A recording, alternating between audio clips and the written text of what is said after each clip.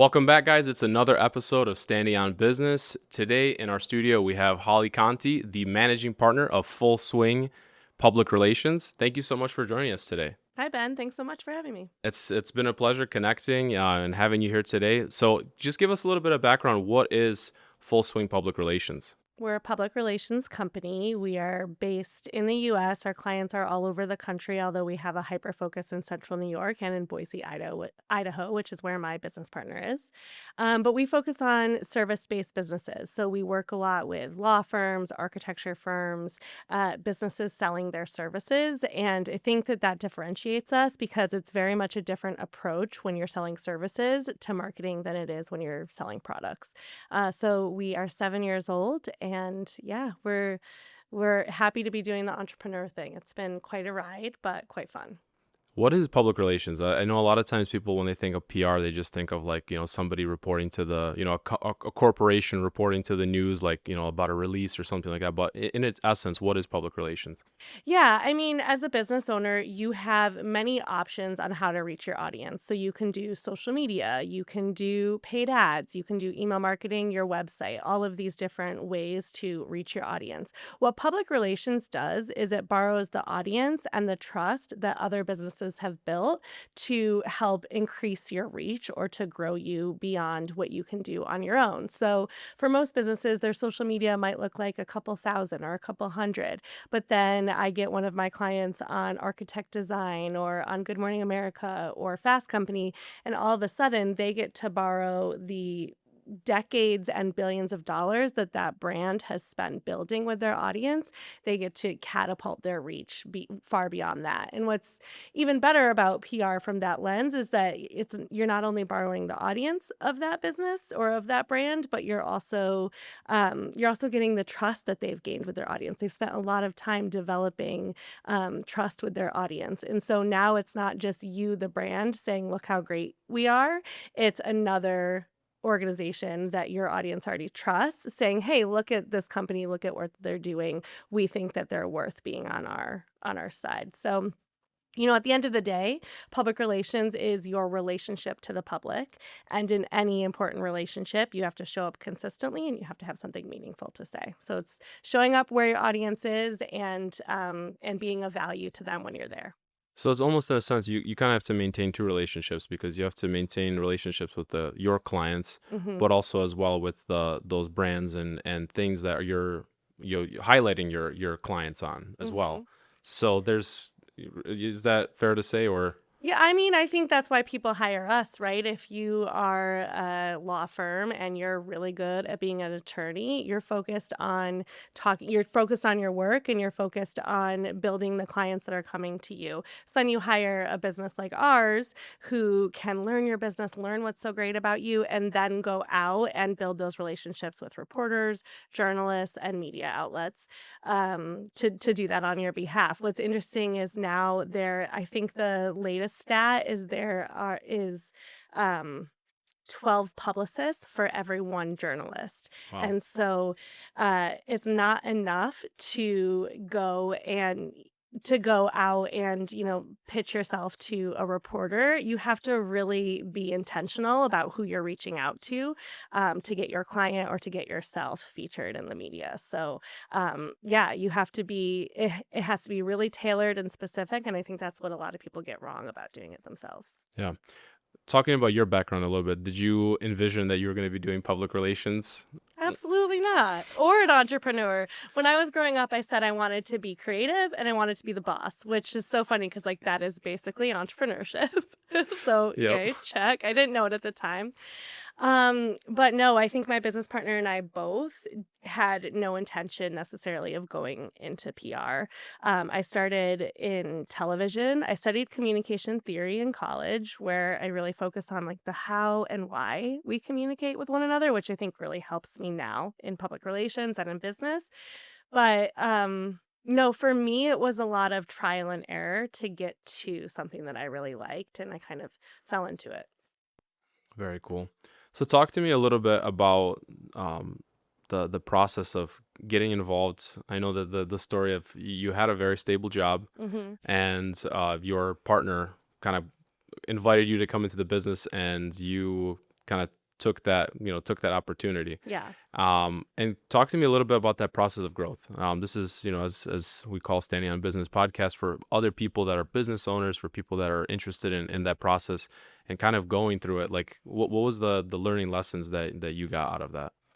Yeah, you have to trust yourself, I think is the biggest learning lesson. But yeah, so Full Swing was started in 2019 by my business partner, Caitlin Koppel. And at that time, I was working at a branding agency in Boise, Idaho. Caitlin and I were colleagues at that point. And she kind of had a moment in the middle of the week where she was like, I'm done. I can't work for anyone else anymore. At the time, I was pregnant and she was like, come do this with me. Like, we can do it together. And I wasn't ready. I had a stable job. I needed health insurance. I needed maternity leave, all those things. But I watched her kind of take this big leap and kind of follow her vision.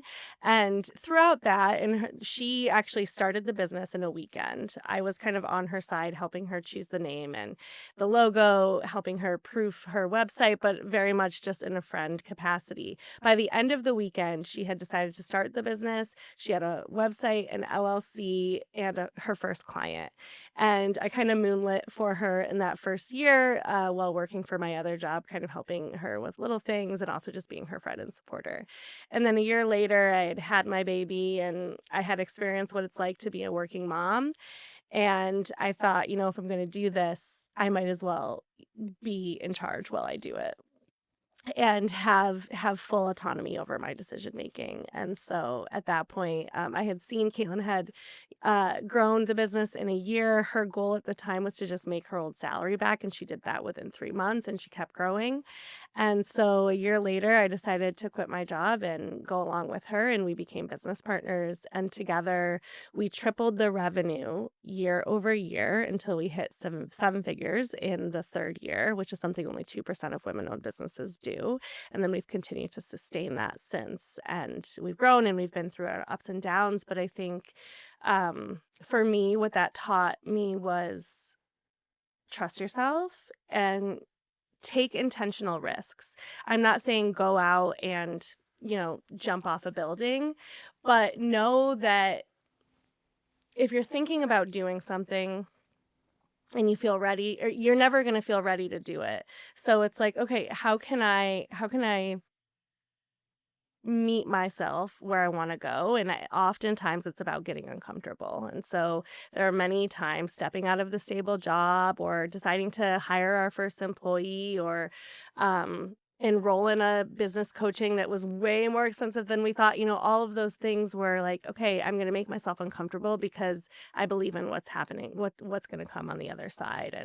And 7 years in, I never intended to be an entrepreneur, but I'm so grateful for the lessons of entrepreneurship and also, the rewards that come along with it as well.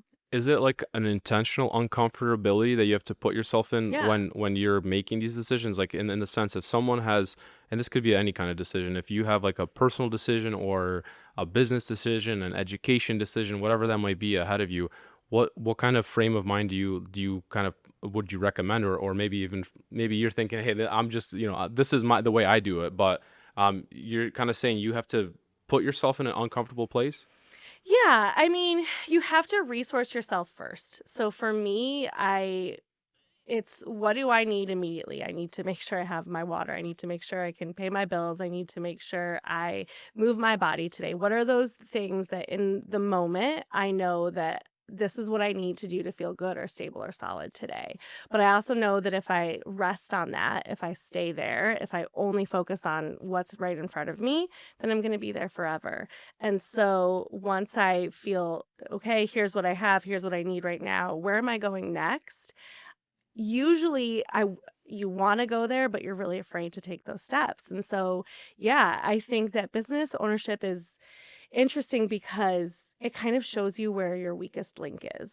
And this business ownership or career or anything, whatever is manifesting in front of us, not to make this like a manifestation podcast, but I'm a millennial woman, okay, Ben? Like, we talk about those things. Yep.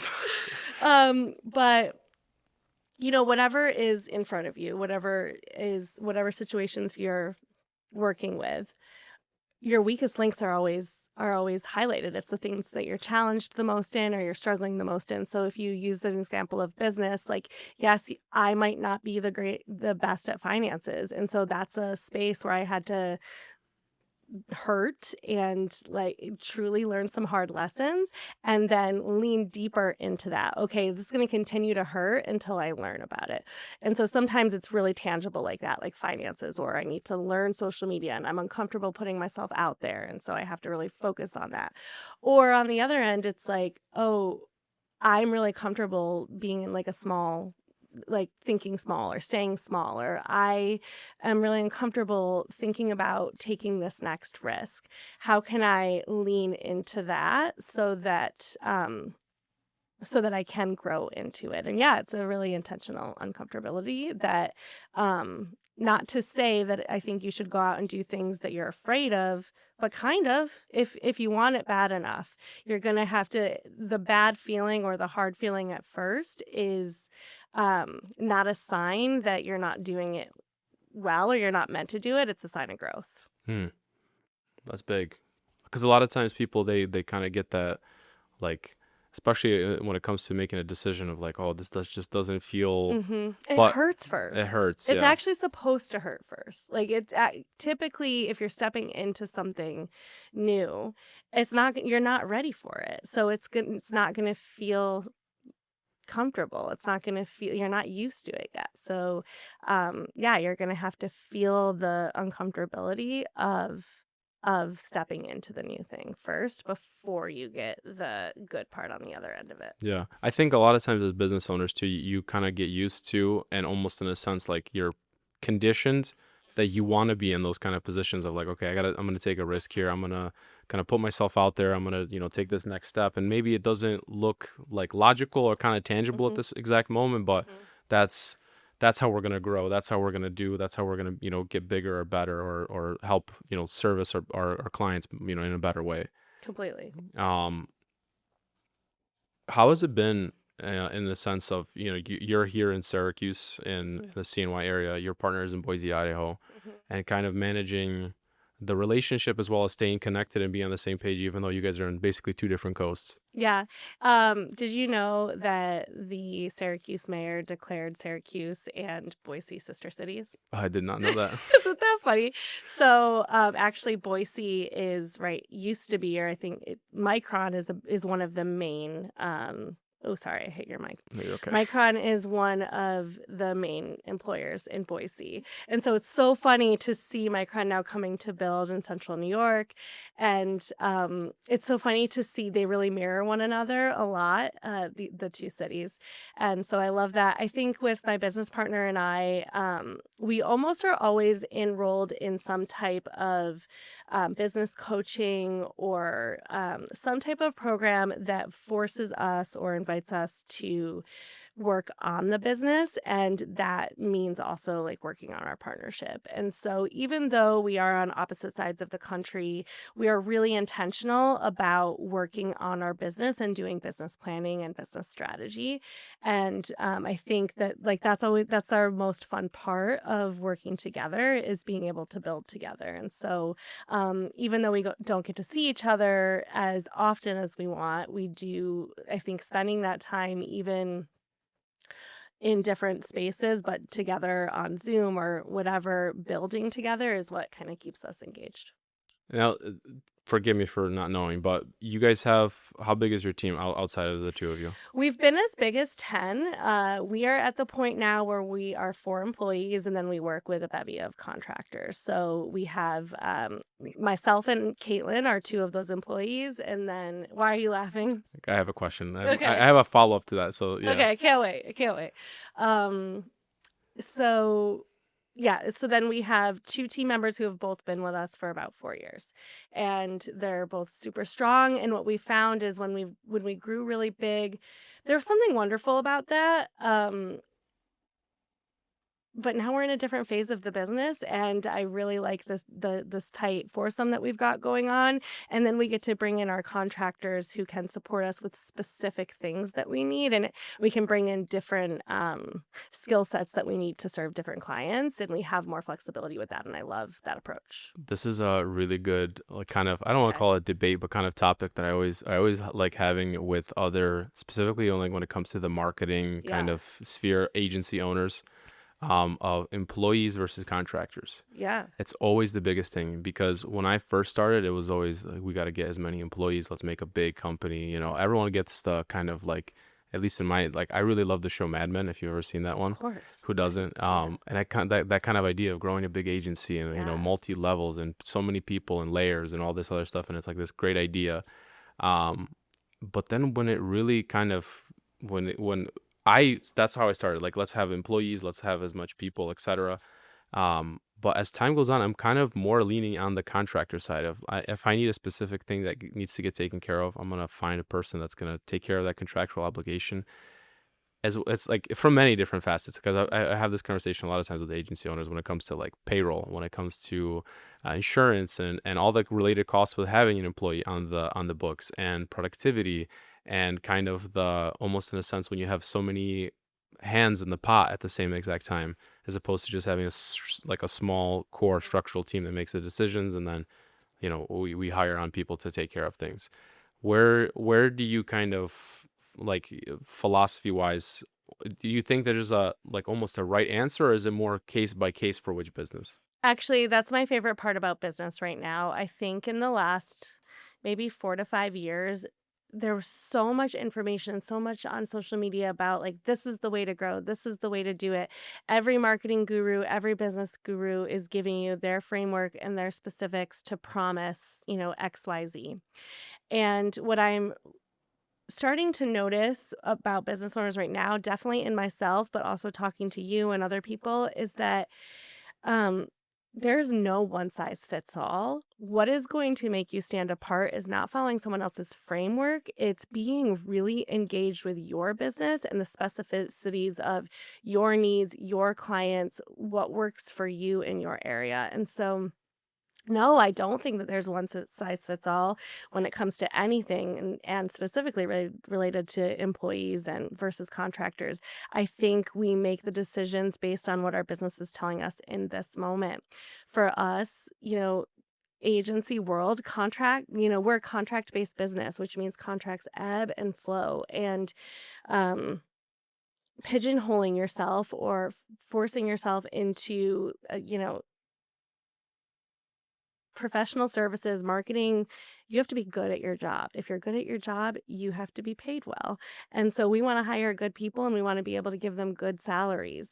And all of a sudden, that looks like a really large number at the end of the day on your balance Mhm. sheet. And so we have to be intentional about how can we ebb and flow as our business ebb and flows? How can we pay ourselves and our team well for what they do? And then how can we give our clients the absolute best service possible? And for us, that meant in this moment, a really strong core team. And then being able to say, like, oh, we just brought a consulting firm in North Carolina. I want to get somebody who really knows the North Carolina market on board. And so I've got my core team and our core processes, and then this person is going to come in and help us specific for that client with North Carolina. And they're getting the full swing promise because they're getting all of the structure that we've built, but then they're getting the specificity of the person that I can kind of ebb and flow with over here in North Carolina. And then in Seattle, we've got this architect firm, and great, I'm going to pull in a contractor that I know who's really good with that industry. And so being able to have my core team with a really solid structure and then, ebb and flow with the contractors has been the way that I want to grow for right now. Yeah, I think especially with contract-based work, Hmm. it's the same with us as well. As in you can only take on so much overhead at a certain point. Yeah. Almost, and we had a financial advisor here, one of our beginning episodes, Hmm. and kind of when you start building this monster, almost in a way, of a business, where you just have so many people and so many layers, Yeah. and it's very hard to just take on those smaller passion projects or be mobile to take on something that's a little bit outside of the regular Yeah. wheelhouse. because you have, you've built this thing to be, which again, to a certain side, if you're doing one specific thing and you have the kind of a core business base built around it, and that's the only thing you need, like certain things do just need employees. You Yeah. just need a body that's Yeah. doing the thing. Yeah. But a lot of times, yeah, when you in the creative space right now, I think it's also, it's a love hate relationship with the freelance market, Mhm. because now that you can get, and I love the fact that like you can get really good post production work done Mhm. overseas, or even just online. People are willing to pay for, like, people are willing to kind of, I don't want to use the word negotiate, but almost in the sense like it almost becomes a bid to the bottom, almost in a way.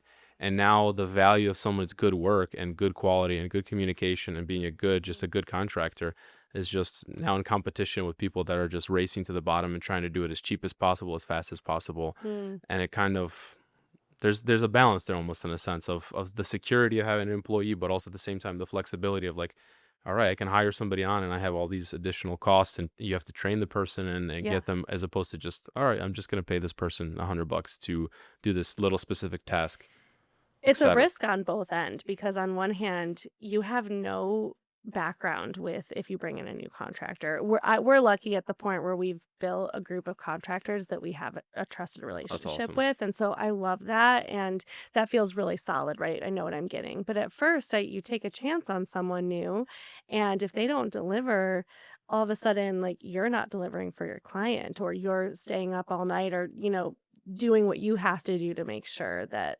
the product doesn't suffer, right? Yeah. And so that can be scary. So there's a risk on that end. But then there's also this risk of like, yeah, I bring you on as employee. Oh, we have business insurance, we have 401k, we have health benefits, because I never want to be the employer that is not offering those Yeah. things, I guess is the way to put it. Yep. And so yeah, it's a risk on both ends.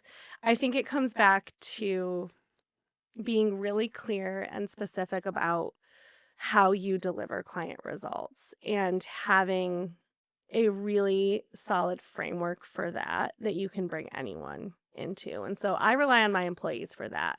Our two employees now are the ones who really live and breathe the full swing promise. And then that allows us to be really clear and specific when we bring in somebody to help us with a product or with a client delivery. And so they kind of get to plug in to our system. We're not relying on their systems. Like, you come in and you do it the way that we do it. And we have found that gets us the results that we need and want for our clients. Yeah. How do you promise I guess the results, or in a sense the full swing promise, as you say? Mhm. What is the framework in which you define a client's success? Yeah, so earned media is PR is earned media, and it's earned for a reason. We can't come in and tell you that we are definitely going to get you XYZ amount of publications or a number of publications. What we can do is we're now 7 years in business, and we know what effort to put in and what the approximate results are going to get. So we tell our clients, most of our clients see 2 to 4 placements every month, but that's only a portion of what we do for our clients. For us, we are a PR firm that serves service-based businesses, so businesses selling other contracts.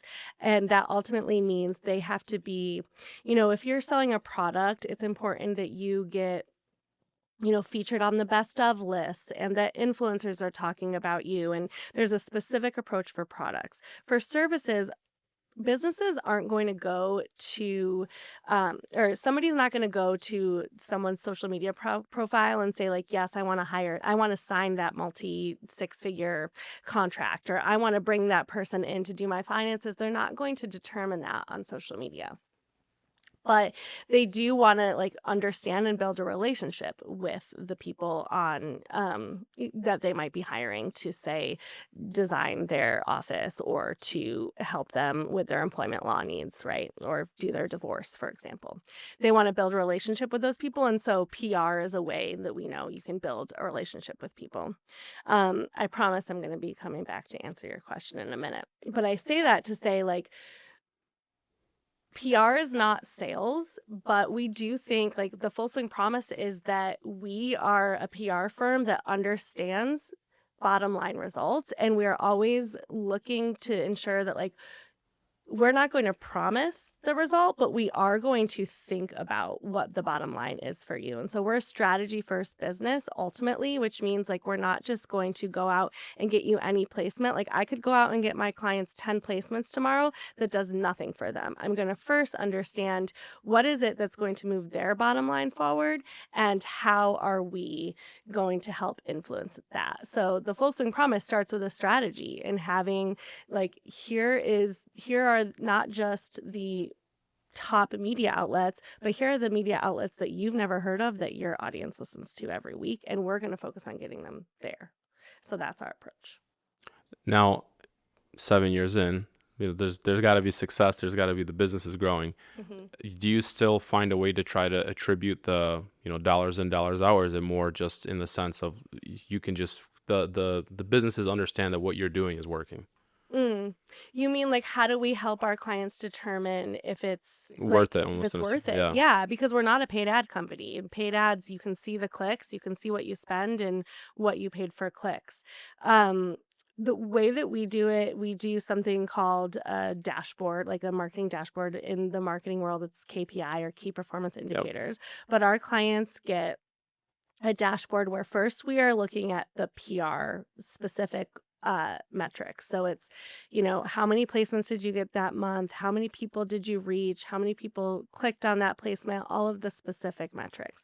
But then we look at the more qualitative pieces. So did your message pull through? Did you like that interview? Did that feel good? Like, what is it?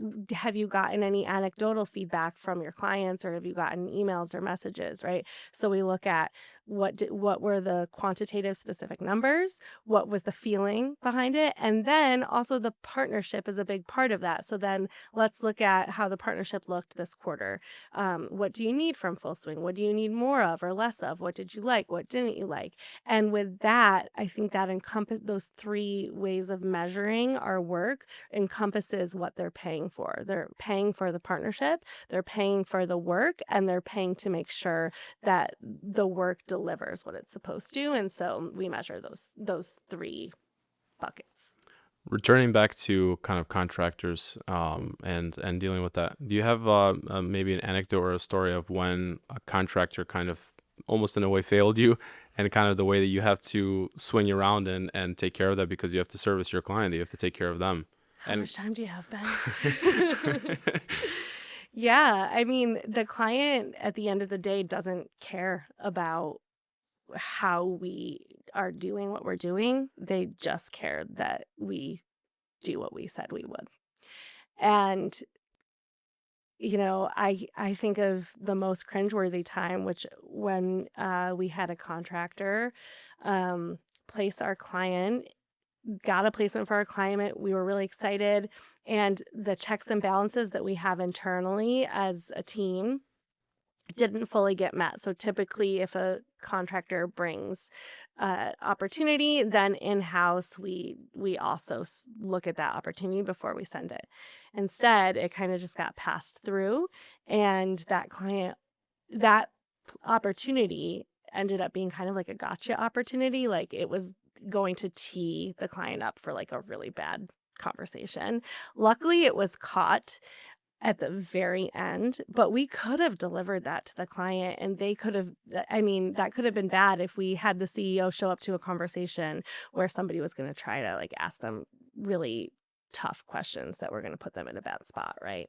And so, yeah, I mean, we almost didn't catch that one, and I still like lie awake thinking about that. And so that's why we have those internal checks and balances. what are some of the kind of growing pains with expanding as a business and taking on more work and growing and there's always there's like I said, there's the kind of that growing pain of like it's good to be bigger and it's good to do more, but almost in a sense sometimes when you're smaller, sometimes when you have a and it's good to have, that's why kind of it's good to have a hmm core small team as opposed to having like this big monster of 15, 20 people that you have to manage. Um, what are some of the biggest things that you didn't anticipate as you grew? Cash flow. Actually, that's one thing that as a business owner, you think money in, money out. Okay, we have this amount of signed contracts. That means that we're going to have that amount of money in this month, right? And we can pay that money out. Not necessarily. Like sometimes we wait 3 to 6 months to get paid by a client. Hopefully not, but that has happened. Yep.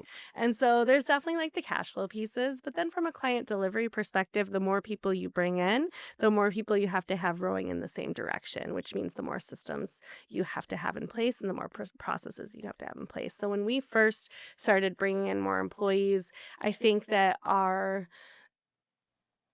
I think there was a point where our end product did suffer because it wasn't coming from just Caitlin and I anymore. And it took us time to build out what our approach is to measuring client success, to build out what our approach is to, checking each opportunity or to proofreading a piece of content before it goes out. So I think it falls back on for a business owner who didn't go to business school, right? Which I think is most of us, especially in the small business world. We are learning as we go. I've never run a $1 million business, and now we're trying to get to another number. Like I've never run that type of business. And so you kind of learn as you go. And that's why we look to peers and coaches and consultants who can, help guide us. But even so, I think like, you're always breaking something in your business if you're growing. That's why it comes back to having to be really engaged and being ready to solve that problem. And that's why for someone with like an ADD brain like me, I'm like, great, another problem. Like, there's always another problem to solve in a different area of the business. And again, that doesn't mean that you're failing. That just means that's proof of growth. And so not to take those moments that feel hard or there's a challenge or something went really wrong, not to take those as proof that you aren't supposed to be a business owner, but to just take them as, okay, that's my next thing to have to solve. Yeah. One of my favorite jokes that I see online right now is being a business owner is realizing that something you did 6 months ago was very dumb every 6 months. Yes, 100%. And it's quite honestly the truth because a lot, and this is true of not only just business owners, this is just true of everything in life. You can't know if it was right or wrong Yeah. or whatever until you live through it. Yeah. And you have to kind of just take the risk of like, okay, this is the way we're going to do it for, this time. Let's see what happens. Yeah. We're going to shift from, one of the big shifts that we made was if we're publishing anything on Instagram, we're going to manually publish it instead of, relying on our like auto publishers to take care of everything. Mhm. Like we're going to manually sit there and log into every single client account, post it manually, do it all. And we realized like, yeah, it adds a little layer of work. And Mhm. it's a lot when you have, portfolio clients and everyone's Mhm. got daily content going out and stories and this, that, but it improves because quality is better. The metrics come back better. Engagement is better. All of that. It's just like learn those learning lessons of like, okay, it was cool. It was nice, but you learn from your mistakes. And there was a time when I was like, no, we're not doing that. We're just going to batch everything. We're going to get Yeah. everything set and it's going to be on a calendar. We're going to have everything Mhm. good to go. And it's just kind of learning from how you did it and what you did and what works, what doesn't, and just kind of I would boil down entrepreneurship of just the spirit of just moving forward, just going Mhm. forward, like regardless of Mhm. what mud you're in right now or what you're kind of Mhm. processing through, just what's the next thing, how can I get to the next thing, and just you almost in a way you have to lead your people through because you hope that when by hiring on really good talent and that they are also Mhm. driven and passionate and Mhm. motivated and that your goals and their goals align, but at the end of the day it's your business Yeah. and you're the one that has to kind of lead it through, Yeah. give it the vision of where it needs to go. Completely. On the subject of social media, we kind of started this touching on this piece beforehand. You shared a Mhm. hot take before we started our recording. I think a lot of businesses are wasting a lot of money on social media. Go ahead and tell us why you think that. Says to the person who runs a social media agency. um, I think that social media absolutely has a place. You as a business owner, when you are deciding to run a paid ad or hire someone to help you with your social media or hire someone to help you with your PR or do it all yourself, you have to know what role each marketing channel plays in your sales funnel. So it starts first with knowing what is your sales strategy for a business. So my clients are, like I said, law firms, they're design firms, they're HR consultants, they're finance companies. They are using social media to show proof of life. People are going to their social media to see that, okay, yes, they exist. They're real. I kind of can get a feel of who they are as a business, but people aren't widely like, do you want to follow a bank on social media? Probably not. Do you want to learn from a lawyer? Maybe, but usually if there's a lawyer on social media teaching you things, they are not doing a lot of legal services. They are trying to grow as an influencer. Yep. And so for the businesses that are doing those professional services and their social media kind of acts as proof of life, it doesn't make sense for them to spend thousands of dollars on a social media company. That being said, and I can't wait to hear what your rebuttal is to me. That being said, there is a time and a place to invest in your social media. You have to know what what role it plays before you decide to hire for it. So that's what I think. What do you think? I think that nowadays I will agree with most of what you said. I Okay. will agree with 95% of what you said. Um, like I would actually, let me rephrase that. I wouldn't agree with like 100% of it, but with a twist almost in a way. Like what I mean by that is this. I think that um, social media for some businesses, it doesn't make sense. And exactly like you said, their client isn't going to come from Instagram. It's not going to come from Facebook. The kind of exactly like you said, the proof of life of Mm-hmm. this is a business that exists. This is a business that has money to spend to Mm-hmm. showcase the quality of the work. For Mm-hmm. example, if you're a home service based business, you have money. You're not just barely paying your bills, Mm-hmm. that you don't have a single dollar left to showcase your work because a Mm-hmm. certain element of marketing and a certain element of showcasing what you are is able to see like, hey, this is what we just did and this is how awesome it looks and Mm-hmm. how we deliver it, etc. Um, however, there's a certain level to, the flip side of that coin of like, you kind of have to stand behind your business as well as a business owner, which means networking, which means doing stuff like this, podcasts, Mm-hmm. doing other opportunities outside of social. However, at the same exact time, it also just kind of depends on the business. If you're a business that's, for example, doing M&A, mergers and acquisitions, um, your ideal client isn't going to be scrolling on Facebook and be like, oh, wow, like mergers and Oh, I acquisitions. should call them. I should give them a call. Mm-hmm. It's a good start point. Mm-hmm. It's a good place to get people into the funnel. Maybe Mm-hmm. hey guys, I have here's, you're thinking about selling your business. I just made this free guide, Mm-hmm. for to get you into my Mm-hmm. system, to get you into my Mm-hmm. list repertoire. Mm-hmm. And especially today, and this is true. And if you look at like, people like VaynerX, Mm-hmm. big Mm-hmm. media companies, organic. Yeah. We preach organic all day long because it's very easy to just jump into paid media. Um, but across the board, and I'm sure you see this as well, paid media isn't doing the same. Facebook ads and Instagram ads are not doing the same thing they were doing, let's call it 8 years ago. No, Nowhere near. not at all. And the biggest thing is that people are just sick and tired of being sold to. I think that would be my biggest thing. There's a reason why people are being paid Mm-hmm. $10,000, $20,000, $30,000 to put like put the corner of the bottle of a soda brand in the back of their TikTok. Mm-hmm. Mm-hmm. Because people understand that okay, that It's a trust influencer, signal. yeah, it's a trust signal for them. Like as opposed to just you should drink this because it's the best. People are over that. Mm-hmm.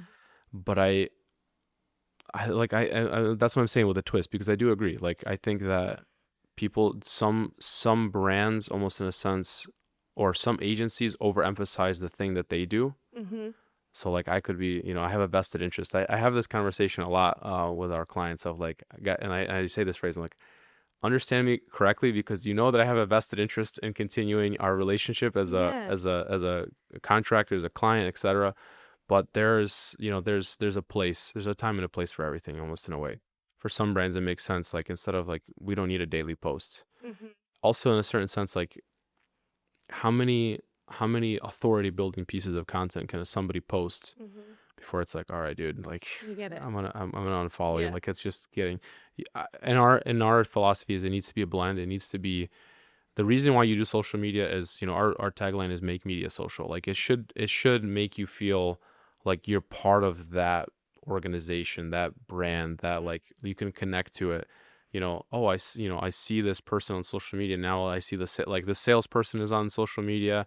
Now they're coming to my house to give me an estimate. I see this technician. Now I see this, sales rep, etc. And that's kind of the other reason why we really love working with like local, smaller, businesses that you can really put a name to a face, as opposed to, and this is true. I don't know your opinion on this, but a lot of the bigger names nowadays, kind of even going back to that contractor employee relationship, there's so many layers to Oh these yeah. businesses now.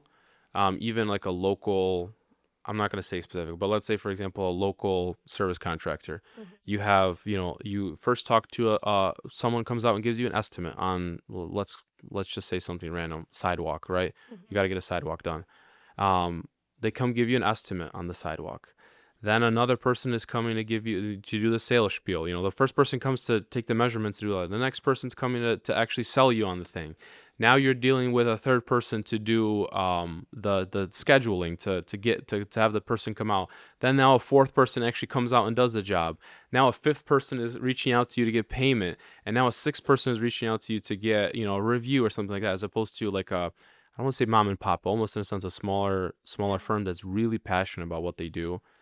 They come in, it's the same person doing the estimate, doing the work, completing the work, getting paid for work, and you're dealing, the a face that you can know, like, and trust. Mhm. However, on the other flip side of the coin is a business like that grows and does really well. Now you can't be at every single job, and it's kind of something that we kind of encounter as well. Is like when people start realize, like when people get used to like, okay, Ben and this person is going to come out here every single time to the shoot. Yeah, And this we is who know what they look like. We we know know. what to expect. Yeah. Yeah, and now it's like, hey, so I'm sending you, actually, this is another, freelancer, or this is, another employee that we work with a lot of times, great people. It's like, like, long-winded answer to that kind of debate, but I would say that I would agree, honestly, Yeah. which is funny. I'm glad, because I think what I'm saying, I'm not saying that social media doesn't have a role. What I'm saying is that as a client or as a business owner, you have to know the why behind what you want and what you're investing in. So if I say I want to hire social media, or if somebody comes to me and says we want PR, my first question is why? Why? And I need them to really understand what role it makes. And then the investment has to match the level that it plays in your sales funnel. And so you just have to think through like, oh no, I really believe that social media is where my people are spending their time, and so I'm going to put a lot of time into showing up there. Or I really believe that my audience needs to see me on stages, or to see me winning awards, or to see me, in these bigger places. Okay, that's why I want PR. And then, because often I say like, "Okay, why do you want PR?" "Oh, you think that that's where your audience is."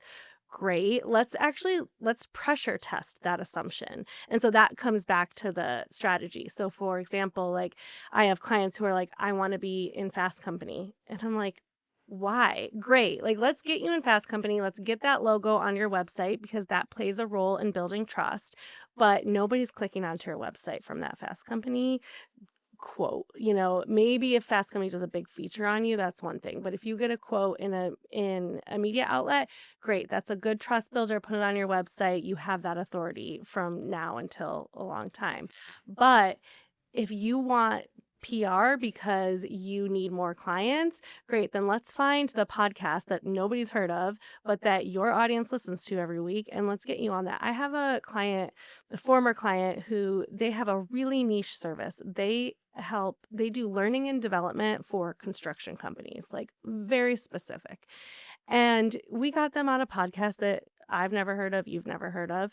But once they were on that podcast, they had calls from people. They signed six-figure deals off of that because people heard them on that, called them and reached out to them and were ready to go. So it's all about understanding why you want what you want, and not just because XYZ person told me that Yep. that's the right thing to do. If the answer is, well, I should be doing it, okay, well, then we need to have a deeper conversation because I want to really understand your business and your audience. And then maybe I'll tell you to go invest in social media, not PR. Or maybe I'll tell you not to invest in social, do PR, or let's team up together, Yeah. Blackstack. Yeah.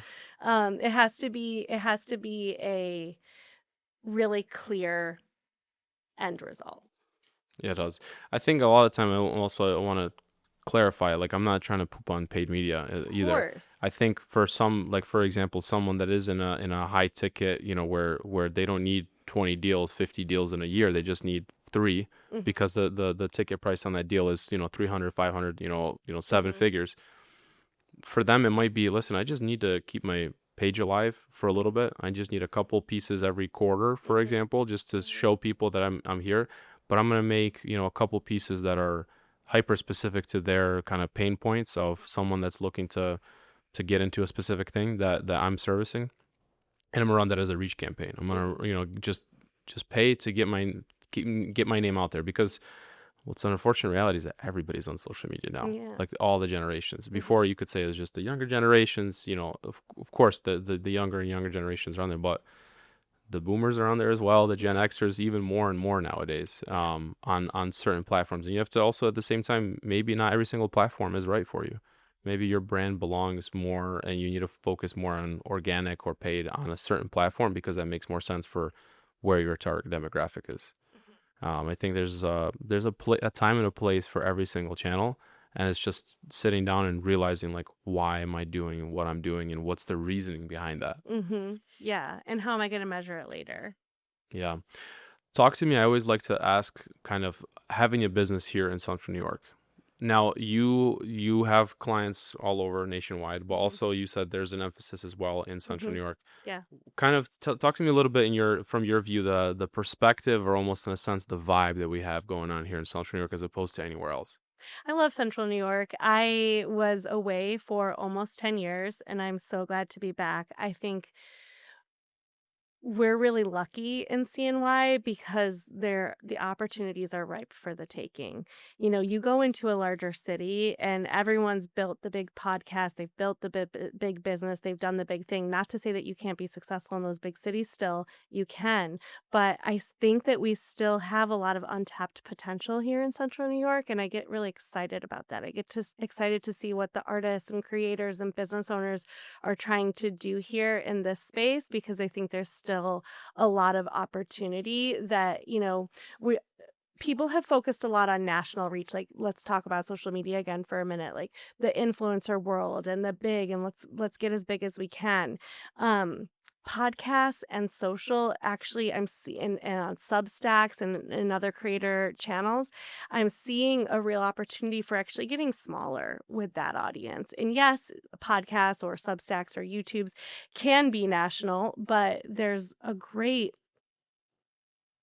approach to being more locally focused, and there is, I think, an appetite and a need for some of that more locally focused content. And so I'm starting to see people come out with Syracuse specific social media channels or YouTube channels or podcasts, and it makes me so excited to see people focusing on their region because I think we're all spending time on these platforms.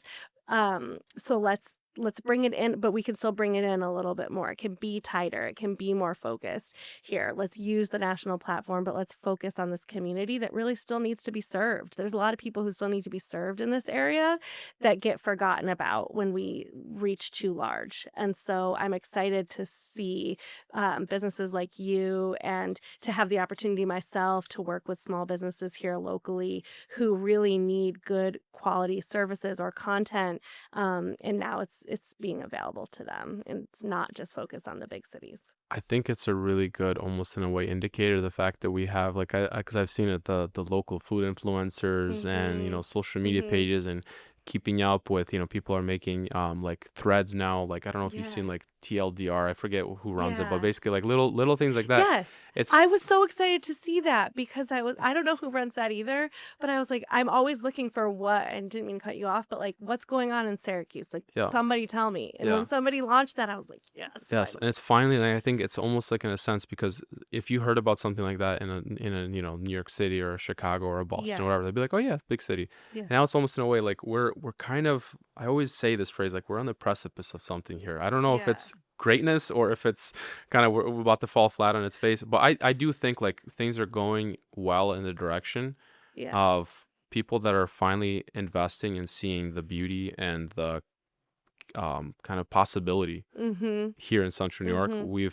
We had that kind of almost in a way that depression with like post-industrialism and kind of big companies going overseas and kind of manufacturing leaving, etc. And people leaving out of New York State. But now it's almost in a way of now we have business coming back in and industries coming back in and people are building creative businesses around it because with more people there's more more desire to do more things and festivals are getting bigger and more events and local like kind of niche things etc going on and I think that it's a really good melting pot right now of like good things happening in the near future. I do too. I think there's so many people who still need to be served in this area that makes me so excited to see people creating new things because I think we're hungry for it. Absolutely. And the other thing too, to kind of touch base on the other point that you made about smaller followings and smaller things, for a lot of I kind of have to clock some of my clients a little bit when we start talking about follower counts and views and etc. And I say to them like, if 1,000 people came into your business today, I'm like, how many people do you service in a year, realistically? Mhm. You may serve 100 people in a year, 100 projects, or you do maybe let's call it 200 projects a year. If you have 5,000 people, if we brought you 5,000 people in front of you, you're telling me you couldn't close 20% of them Yeah. that are interested in your product. Like that's the kind of thing people kind of get lost in these big numbers and like these big national brands have millions and hundreds of millions of followers and this that the other thing billions of views etc. But realistically speaking, like for us even for example, if we had a thousand businesses that we could pitch our services to, that's a Mhm. huge pool. That's a Mhm. huge pool. And I think that's kind of what gets lost a lot of times in the social media, like the grand scale of what the internet is and what is possible out there. But however, like realizing that at the end of the day, like I'm selling to a person, like it's person to person. And that's the core, honestly, the core essence of any business is you have to connect to that person. That's kind of what we talk about when we say making media social, like making media that connects to that specific person one at a time of like this is what we're getting at, this is who we are, this is what we're talking about, etc. And making sure that that resonates with that specific person. Yeah. It comes back to like, why do I want 11,000 followers or 20,000 followers? I don't need that. Like, and if you only want to grow to, or if 500 would be a big growth for you, awesome. Like that's a fun number to hit. Like let's go do that and find those 500 people in your greater area who you can find ways to connect with. And then I think it also comes back to like, what are you doing next? Like, okay, yes, we're going to grow the social media. How am I making sure that they're going to call me? What am I doing once they follow me? How can I get them on my email list or get them to visit our website or get them to give us a call? And those are the conversations that I think are more important to be having than how can we get to a certain follower count. Absolutely. Hi, to close this off because it's been an awesome session, but we always like to ask every single guest. Our business podcast here is called Standing on Business, and it's a phrase that the youngins like to use about what business we're standing on today. So if you were to boil down your personal business kind of everything philosophy, what is the business that you stand on? What are the core values of Holly Conti?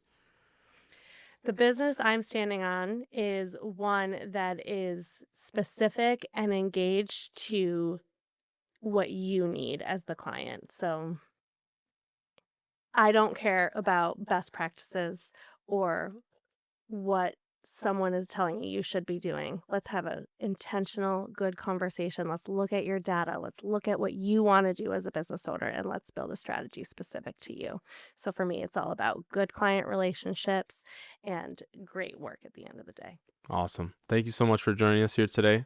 It's been an absolute pleasure getting to know you a little bit more, your business, and your philosophy behind growing. You too. Thanks, Ben. It's been fun. Absolutely. Guys, this has been another wonderful episode of Standing on Business. If you are a mover and shaker here in the local CNY area, we want to talk with you. Everyone's got a story to tell. So we hope to see you here on another future episode. And as always, please feel free to like, follow, share on all the podcast platforms. Thanks, and we'll see you on the next one.